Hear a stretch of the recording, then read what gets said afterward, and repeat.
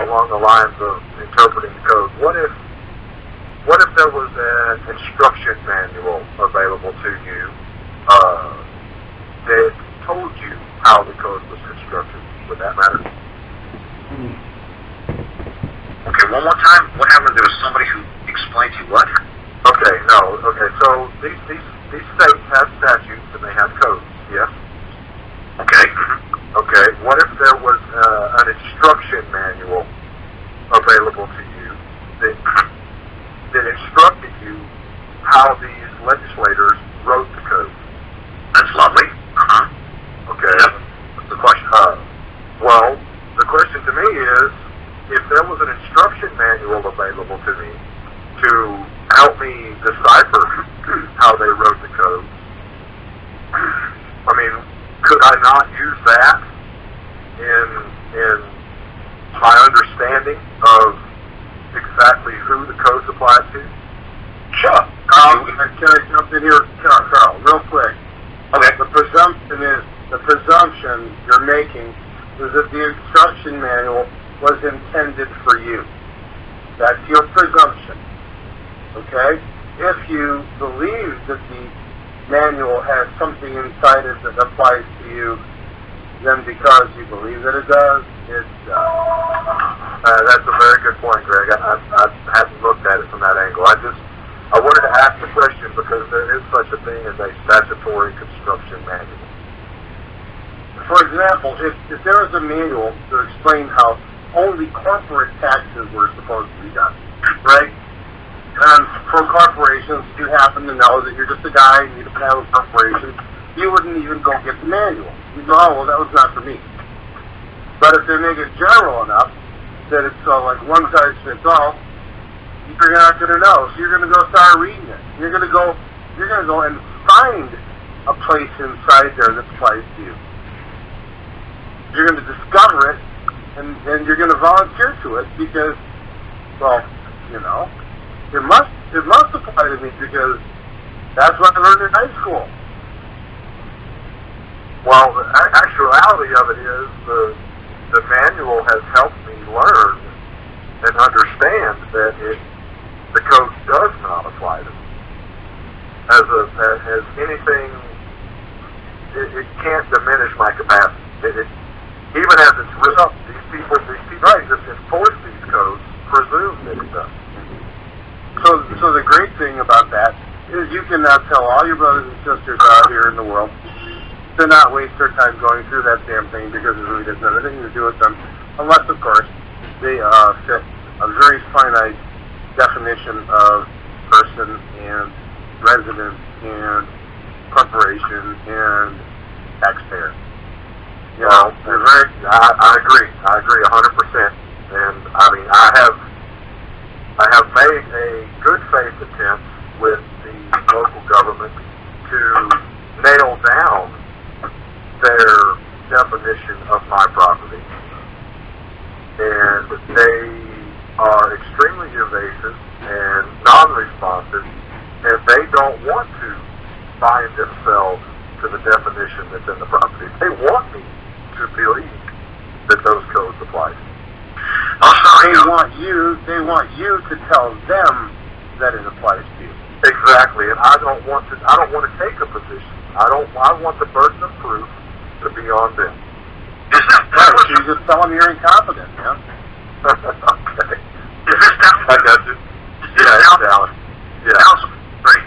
You know, I had to call the Idaho people back and the Utah people. I had to call those folks back, and because they've been holding on the whole line the whole time. But what I was trying to explain to people, this part of the show, what we do is we make very vague and broad suggestions. And it's kind of like a lecture part. Like everybody knows how these talk show things work. Everybody's basically a lecture part. I come on first, and I kind of give you guys an idea of what law means, what contract means, and then we start diving into case-specific questions. So I had to call these folks back. But I believe that you were trying to say something about property, and the county wanted you to define what you believed was property. Is that what you're saying? No, they want me to believe in their definition of my property. Right. But they want me to take a position and tell them that my property is not such and such. But they refuse to take a position and say, well, you're a natural person or you're a corporation, so you're subject to property tax. But they won't tell me that directly. So what kind of communication did you send to them? Okay. Let me first start, like I said, because yours is more like case specific. Were you made aware that something called a property tax existed? Did they make communications with you first and say correct? They contacted me first with how the piece of paper read was tax statement. It had a bunch of numbers and a bunch of codes, and well, I had the lady's name on. Everybody knows what they look like. Okay, so I immediately went down to the tax assessor's office, the appraiser's office. And I asked him, what's this? He said, oh, that's your tax bill. And I said, interesting. It reads the tax statement. He said, no, that's your bill. I said, okay, what's it for? He said, well, it's for your property tax. And I said, really? I said, how did you come to this number? So he clicks away on his computer and he pulls up photographs of the structure and has addresses and names and all that, and I said, okay, what does that have to do with me? He said, well, is that your property? And I said, I didn't really know how to answer him then, so I said, yes. That's where I domicile. No, that's good. It is your property. Say it. Okay. Yeah. Well, I understand now that I'm not afraid to say that. And he said, I said, well, who's liable for this? And he said, you are. Of course you are. And I said, how did I become liable for this? At what point did I come in contact with your office to establish, sufficient joinder? And he says, well, everybody pays property tax. And I said, okay, is that an arbitrary statement? He goes, oh, no, it's based on fact. I said, excellent. I laid the piece of paper on his desk, I slid it across to him, and I said, then you would have no problem signing your name to this under penalties of perjury that this is what I owe. Oh, no, Mr. Dallas, I can't do that. Oh, well, is there anyone in the office who, your boss or your supervisor or something? Oh, yeah, we can go talk to you. Great. So we walked down the hall, and the guy walks in, and he says, who are you? And I said, you may call me friend. And he goes, okay, friend, what can I do for you? And I said, well, I received this piece of paper from you guys, and it says that I owe you some money. And he said, well, that's your tax bill. And I said, well, like I explained to the other gentleman, I said, it reads as a tax statement. He said, no, it's a bill. And I said, well, why doesn't it say bill? He said, well, that's just how we send them out. And I said, okay, I'm confused. I said, is this bill arbitrary? He goes, no, sir. I said, so it's based on fact currently within your knowledge. Oh, yes, sir. Excellent. I'm in the right place. So I put it on his desk, slid it across to him, and I said, please sign this to validate it under penalty of perjury. Oh, Mr. Dallas, you need to go get a lawyer. And I said, are you threatening me? He goes, no, his eyes got real big. And I said, why do what makes you think I need a lawyer? And have I given you the impression I'm not capable of handling my business? He goes, no, but we don't do that here. Maybe you should go talk to the collector. Oh, okay, great. So,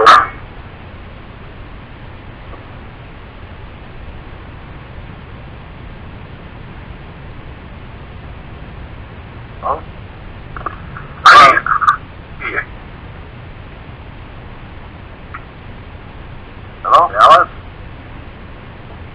I hear Dallas. Yeah. Dallas, you there? I think Dallas fell off. All right, let me try to wrap it up with Dallas. Let's see where Dallas is trying to go with this thing.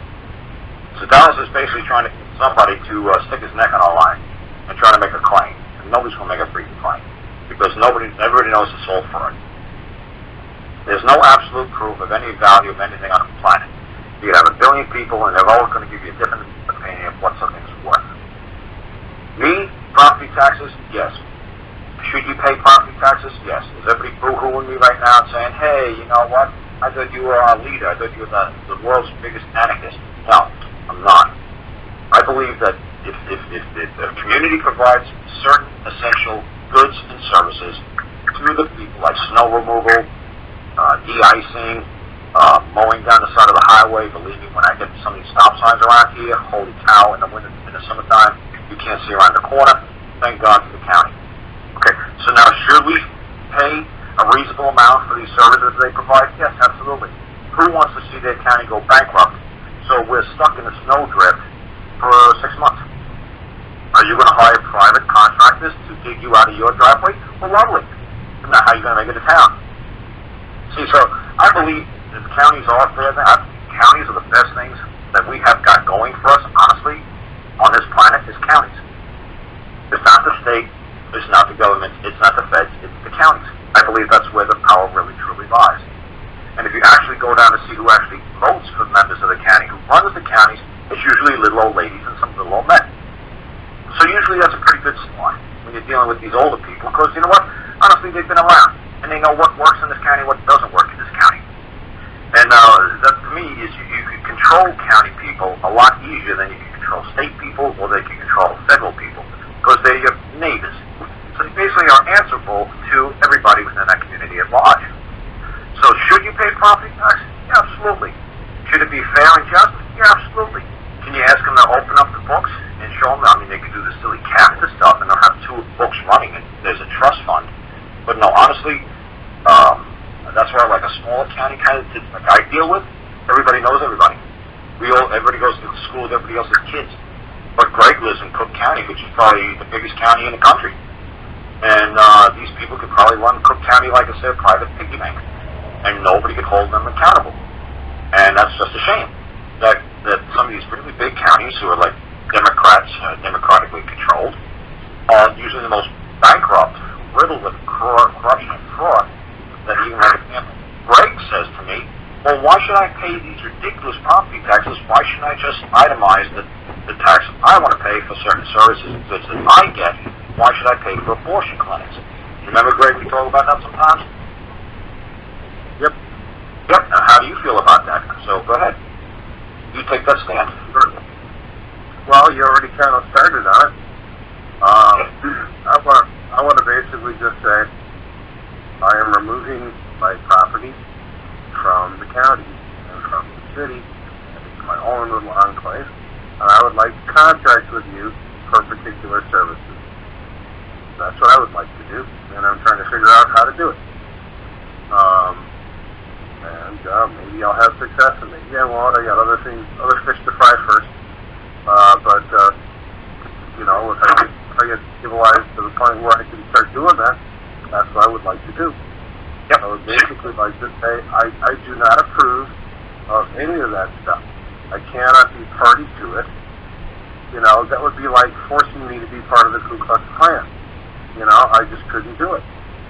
Well, you live in our neighborhood, so you have to be the Ku Klux Klan. No, thank you. You know, and they're trying to make me drink the Kool-Aid and believe that whatever they do is fine, and it's wrong.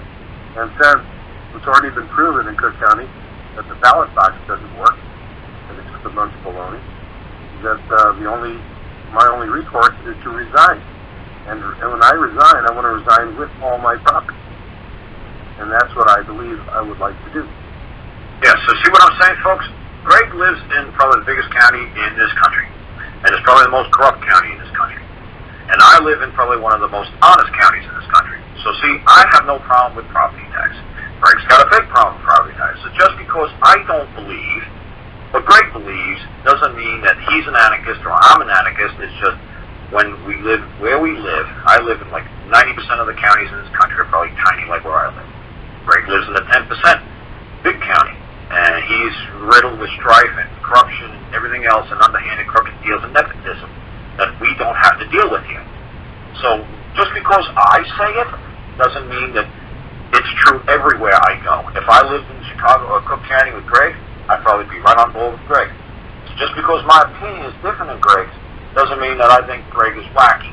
It just means that I'm getting the services and I think it's a reasonable rate. $100 a year. It's like $101 a year for property tax. What a wonderful thing. Okay.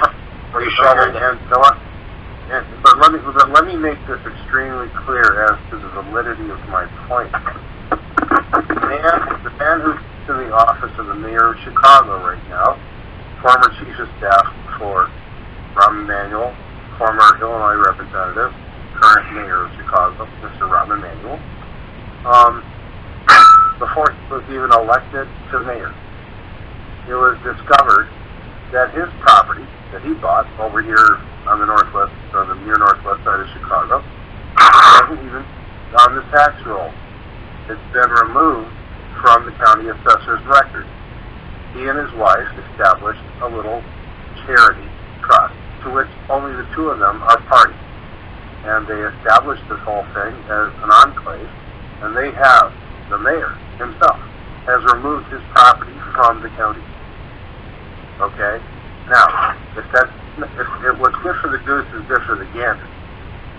Alright? And if the mayor's okay with doing that, and they're all okay with him doing that, there's no inherent reason I can think of why I can't do it too.